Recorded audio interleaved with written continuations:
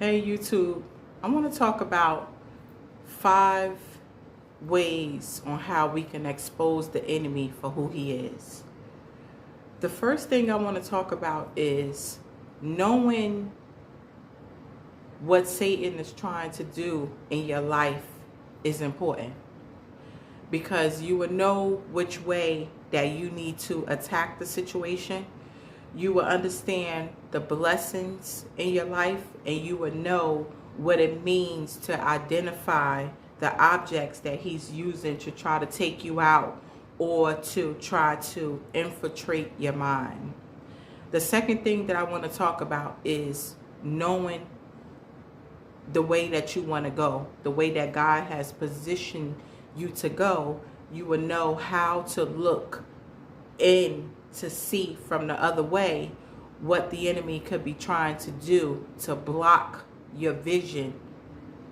As we're growing up as kids, we don't think about when we start out in church. Some of us, many of us, has been raised up in church, but that does not mean that you're not going to experience life for what it is, because you are going to experience life.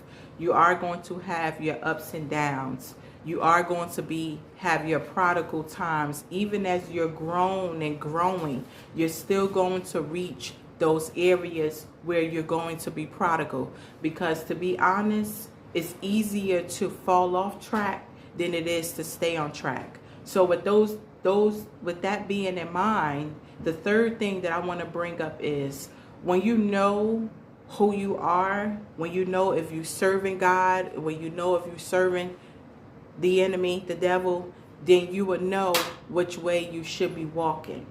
You will know the things that you pay more attention to. Are those things that you love more than God? Are you spending time in your word? Where is your heart in this thing that we call life? Those are the things that we need to identify as people. Which way we're going. Are we scared to tell the world about God? Are we scared to profess the good things that we know about him? Are we afraid that we're going to be looked at a certain way? No, we have to overcome those things. You have to be bold for God. You have to be bold for talking about Jesus Christ. And you have to be bold in knowing the importance of understanding who God is in your life.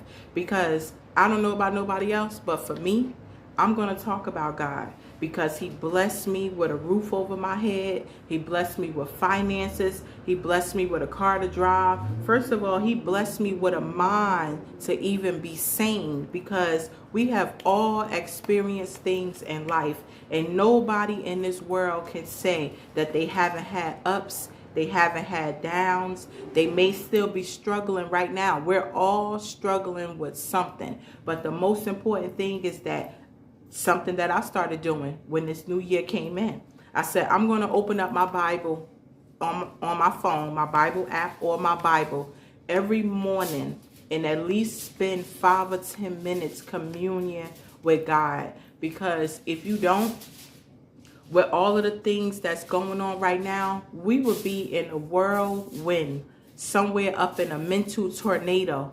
Mental health is real. Fighting the devil is real. Going against warfare is real. When you move up higher, you got to get pushed down lower. You go through this, you go through that. All of these things are real. The tactics of the enemy is real.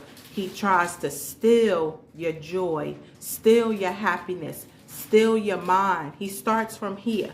If he can captivate this area, you can't see good. You can't think good. You can't hear good. You don't speak good. Those are the things that the enemy tries to use on us, to hush our mouth, to hush our eyes, to hush our ears, to captivate our thinking, almost like putting a helmet on you to suffocate you. If you made up in your mind that Christ is the way that you want to go, if you made up in your mind that you want to follow God, it is the enemy's job to throw you off task, to have you stressed out every day, to have us overwhelmed, to have us beat up, holding on to things. It's not easy to let go things. We understand that. And it's not easy to process things. But most importantly, when you keep God first, when you keep him in the forefront, and when you allow yourself to depend on him to lead, guide, and to make things better, family, he will be in control. So I want to leave you with this video. I appreciate you for watching. I appreciate you for understanding. This is just part 1, but we are going to dive into this thing. We are going to get the principles. He's not using me for an example for nothing. I can tell you a bunch of testimonies about what I've been through, what we're going to go through, and how life is, because I've experienced some things, and I'm glad that I'm on the other side and coming out every day. So family, I thank you for liking this video, comment, make sure you subscribe, and I'll catch you in my next one.